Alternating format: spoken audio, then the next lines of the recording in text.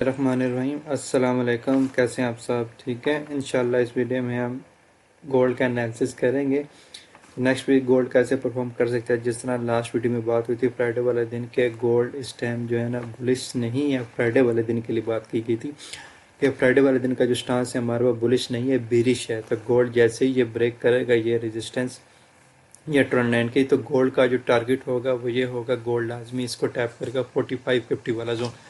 तो ऐसे ही गोल्ड 45-30-40 तक आया, फिर यहाँ से जो है ना शार्प रिट्रेसमेंट लेके दोबारा से इसने 46 लगाया। तो ऑलमोस्ट जो है ना 500 पिप का टारगेट दिया। तो अगर किसी ने ये ट्रेड कैच किया तो वेल एंड गुड, उसने 500 पिप इजीली अचीव कर लिए होंगे कि गोल्ड आएगा यहाँ से, जैसे ब्रेक करके यहाँ पे आएगा तो ये शार्प रिजेक्शन लेगा। क्यों लेगा? क्योंकि ये हमारे पास आर एस इंटरचेंज था।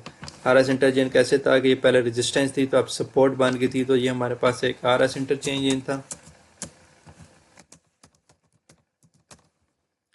दूसरा ये कि हमारे पास यहाँ पे एक फेयर वैल्यू गैप भी था जिसको मार्केट ने अभी तक रीटेस्ट नहीं किया था। मंडे वाले दिन का जो मिडल था अभी तक वो टेस्ट नहीं था।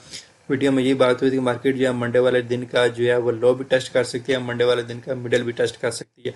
तो मार्केट ने मंडे वाले दिन का जो मिडल था वो टेस्ट किया, देन यहाँ से शार्प रिजेक्शन लेकर 500 पिप्स की एक मूव दी। अगर किसी ने कैच किया तो 500 पिप्स इजिली कैच किए होंगे। अगर यहाँ से कैच किया तो यहाँ से भी 300 पिप्स इजीली कैच किए होंगे। तो आज देखते हैं कि आज जो है मार्केट ओपनिंग से पहले हम एक एनालिसिस करते हैं कि गोल्ड की हम क्या देख सकते हैं नेक्स्ट वीक में मूवमेंट। तो देखा जाए तो गोल्ड की ये जो रेजिस्टेंस जो इसने लास्ट मंडे वाले दिन जो लगाया था हाई, अगर मैं आपको डेली में क्लियरली एक्सप्लेन कर सकूं कि ये वाला जो था ना हाई, ये मंडे वाले दिन इसने एक हाई लगाया था, ठीक है, 4630 का। ये किसने हाई लगाया था, क्लोजिंग इसने दी थी यहाँ पे 4600 पे कह सकते हैं। लेकिन अगर ट्यूसडे वाले दिन भी ये हाई नहीं लगाया, ट्यूसडे वाले दिन क्या किया था इसने, ये हाई स्वीप करके एक इनसाइड क्लोजिंग दी थी। वेडनेसडे वाले दिन भी देखा जाए तो ये हाई है, ये हाई इसने स्वीप किया। हाइस के ऊपर इसकी कैंडल की बॉडी क्लोजिंग नहीं है, स्टिल कैंडल की बॉडी क्लोजिंग इनसाइड है। ये हाई था 4630 का, तो इस कैंडल की जो बॉडी है वो 4627 पे है। तो ये ऑलमोस्ट जो है ना 30 पिप्स का जो गैप था।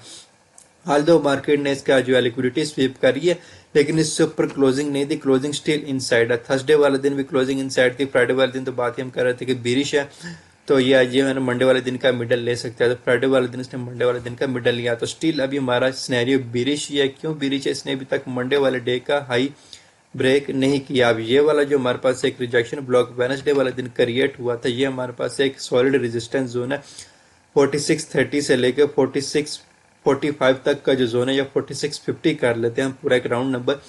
4630 से 4650 तक का ये हमारे पास इसकी एक स्ट्रॉन्ग रेजिस्टेंस है। यहाँ से हम इसमें एक सेलिंग एक्सपेक्ट कर सकते हैं, गोल्ड में एक शॉर्ट पोजीशन प्लान कर सकते हैं इस जोन से। टारगेट जो है हम फर्स्ट ऑफ ऑल जो हमारा टारगेट होगा वो तो ये वाला ये जोन होगा। ऑलमोस्ट ये बनते हैं हम 4630 से अगर हम ट्रेड प्लान करें तो ये वाला जोन अगर हम टारगेट करें यहाँ तक, तो ये हमारे बनते हैं ऑलमोस्ट 300 पिप्स। और अगर हम थोड़ा सा इसको एक्सपेंड करें तो ये वाली जो भी रिजेक्शन क्रिएट हुई है, इस रिजेक्शन का मिडल टारगेट हो सकता है। तो इस रिजेक्शन का अगर हम मिडल भी प्लान करें तो ये हमारे पास आता है ऑलमोस्ट ये वाला जोन 4670 हम कर लेते हैं। ये हमारे पास टोटल 600 पिप्स बनते हैं।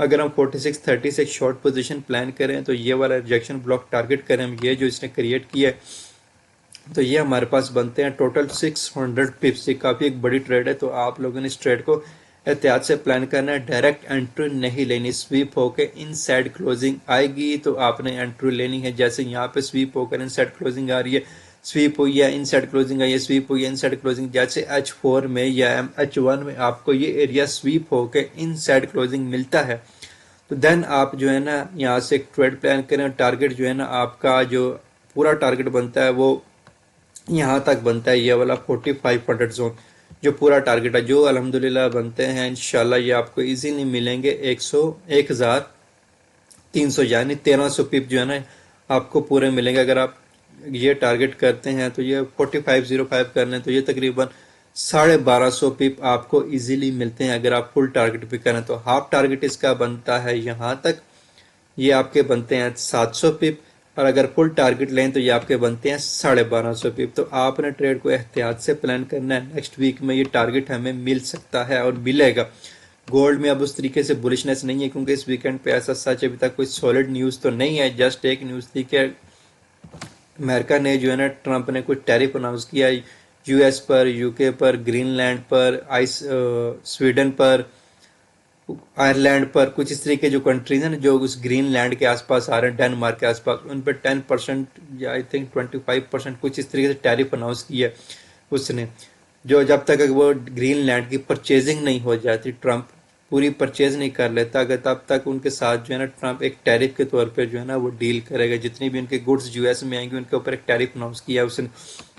तो इसका थोड़ा बहुत इम्पैक्ट आ सकता है, यहाँ से यहाँ तक मार्केट जा सकती है। उसके बाद मार्केट जो है ना यहाँ से अगर शार्प प्रोजेक्शन लेती है तो आपने इनसाइड क्लोजिंग का वेट करना है, देन यहाँ से सेलिंग एंट्री प्लान करनी है। और टारगेट जो है ना, आप पहला टारगेट ये इस रिजेक्शन ब्लॉक का मिडल ले सकते हैं 45-70, ये आपके तकरीबन 600 पिप बनते हैं। अगर आप पूरा टारगेट लेंगे ये 4500, तो ये आपके 1250 पिप बनते हैं।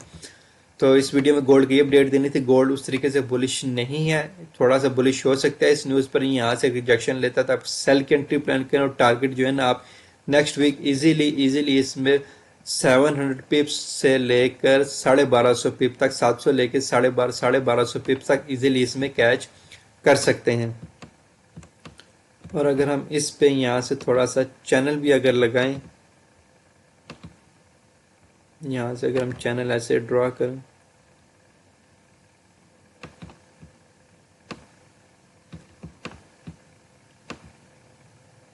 तो ये हमारे पास चैनल भी ऐसे ड्रा हो जाता है। चैनल की सपोर्ट एंड रेजिस्टेंस भी आती है, चैनल की जो ट्रेंड लाइन की सपोर्ट है वो भी इस जोन पे आके मैच हो जाती है। तो हमारे पास ये मल्टीपल जोन्स हैं जहाँ पे हम इसके टारगेट्स प्लान कर सकते हैं और सेल की एंट्री प्लान कर सकते हैं। तो सेल की एंट्री जो है ना, आपने एहतियात से प्लान करनी है। इनसाइड क्लोजिंग आएगी तो देन आपने यहाँ से एक शार्प प्रोजेक्शन के साथ, जैसे यहाँ पे एक इनसाइड क्लोजिंग आई है इस, तो जैसे कोई इनसाइड क्लोजिंग आएगी तो यहाँ से आपने एंट्री प्लान करनी है। ठीक है, तो अपने अकाउंट्स को मैनेज करना है, रिस्क मैनेज करना है, रिवार्ड्स को मैनेज करना है, ब्लाइंडली एंटर नहीं होना मार्केट में। ठीक है, तो मुझे इजाज़त दीजिए। अल्लाह हाफिज़, थैंक यू। चैनल सब्सक्राइब कर लें एंड फॉलो कर लें।